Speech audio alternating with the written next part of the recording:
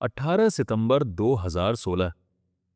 सुबह का सन्नाटा अभी टूटा भी नहीं था जब जम्मू कश्मीर के उरी सेक्टर में गोलियों और धमाकों की आवाज ने देश को झकझोर दिया। कुछ ही मिनटों में 19 भारतीय सैनिक शहीद हो चुके थे। टीवी स्क्रीन पर धुआं था, खामोशी थी, और पूरे देश में एक ही सवाल, अब क्या होगा। लेकिन असली कहानी सीमा पर नहीं, बल्कि दिल्ली के बंद कमरों में शुरू हुई। उरी हमला जैश ए मोहम्मद के आतंकियों ने किया था। शुरुआती जांच में स्पष्ट संकेत थे कि हमलावर पाकिस्तान अधिकृत कश्मीर से आए थे। देश गुस्से में था, सड़कों पर आक्रोश था, लेकिन सरकार के सामने भावनाओं से बड़ा सवाल था, क्या जवाब दिया जाए? और अगर जवाब दिया जाए तो उसकी कीमत क्या होगी? नई दिल्ली में राष्ट्रीय सुरक्षा सलाहकार, सेना प्रमुख और खुफिया एजेंसियों के वरिष्ठ अधिकारी लगातार बैठकों में थे। के पास पहले से सीमा पार लॉन्च पैड्स की सैटेलाइट तस्वीरें थीं, इंटरसेप्ट्स थे, मूवमेंट की रिपोर्ट थी। लेकिन हमला करना एक सैन्य फैसला भर नहीं था, यह एक कूटनीतिक जुआ था।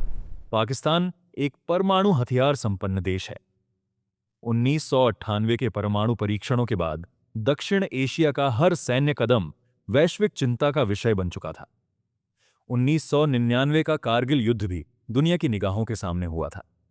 इस बार हालात और नाजुक थे। सवाल था, अगर भारत सीमा पार हमला करता है तो क्या पाकिस्तान जवाब में पारंपरिक युद्ध छेड़ देगा, या स्थिति सीधे परमाणु धमकी तक पहुंच सकती है?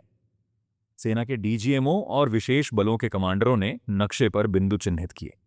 संभावित लक्ष्य एलओसी के पार मौजूद आतंकी लॉन्च पैड्स।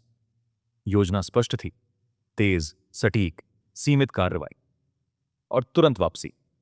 लेकिन क्या यह सीमित रह पाएगी? कि प्लानर्स जानते थे कि हर गोली, हर विस्फोट का राजनीतिक और अंतर्राष्ट्रीय अर्थ होगा।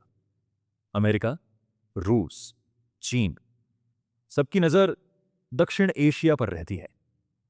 संयुक्त राष्ट्र में पहले ही कश्मीर मुद्दा संवेदनशील माना जाता था।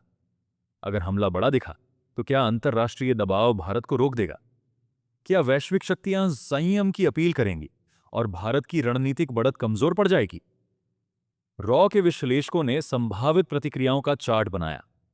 पहला परिदृश्य, पाकिस्तान इनकार करेगा और मामले को सीमा पर झड़प बताएगा। दूसरा, सीमित जवाबी फायरिंग। तीसरा, बड़े पैमाने पर सैन्य प्रतिक्रिया। और चौथा, अप्रत्याशित परमाणु बयानबाजी, जिससे बाजार हिल जाए, राजनयिक संबंध तनाव में आ जाए और अंतर्राष्ट्रीय निवेश प्रभावित हो। हर विकल्प में जोखिम था। कूटनीतिक मोर्चे पर विदेश मंत्रालय सक्रिय था। अमेरिका को बैक चैनल संकेत दिए गए कि भारत काउंटर टेरर कार्रवाई पर विचार कर रहा है। रूस से संवाद कायम रखा गया। अफगानिस्तान और बांग्लादेश जैसे पड़ोसी देशों को स्थिति की गंभीरता समझाई गई।